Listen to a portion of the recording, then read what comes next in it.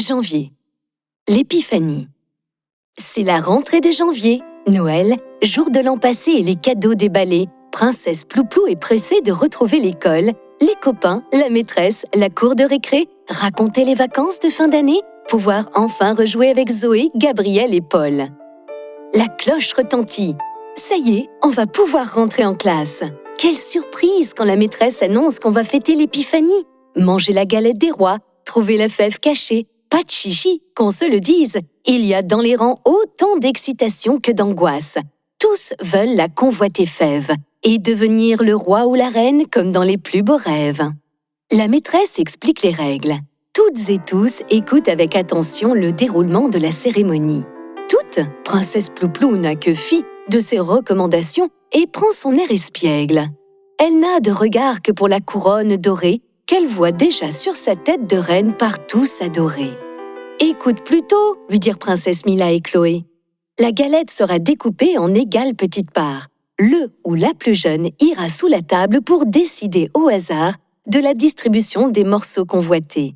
Celui ou celle qui aura la fève sera comme à Reims, couronné roi ou reine, mais sûrement pas princesse ou prince. » La distribution commence et c'est Léo, le plus jeune de la classe, qui énonce les prénoms tout haut. Cette part pour Emma, celle-ci pour Martin, tout le monde bientôt a sa part du butin. Les princesses Mila et Chloé dégustent lentement leur galette, quand la princesse Plouplou, n'ayant qu'une idée en tête, dévore sa part en 2 coups de dent pour se proclamer reine et non pas président. Hélas, la déception est aussi grande qu'un cri de loup.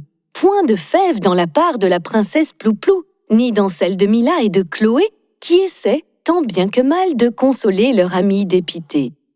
Princesse Plouplou crie à la tricherie. C'est elle la reine. Il ne peut en être autrement, aussi sûr que 6 plus 6 font une douzaine.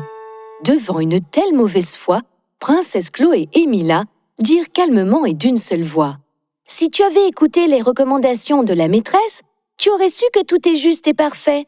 Ne confonds pas nos jeux avec la réalité. Nous ne sommes pas de vraies princesses. » Rien n'y fait, princesse Plouplou est en colère.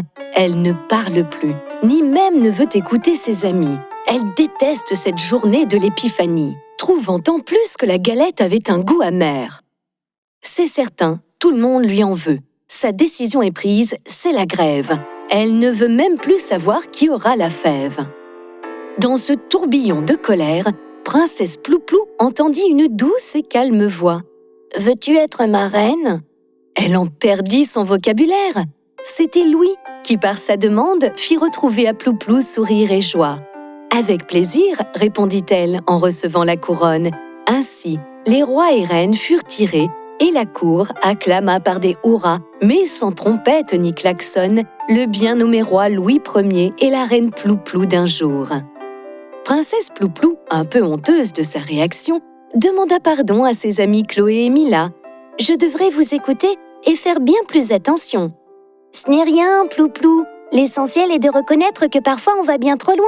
Les amis sont aussi là pour ça. » Allons, fini les blablas, tous à la récré. On a un roi et une reine à fêter.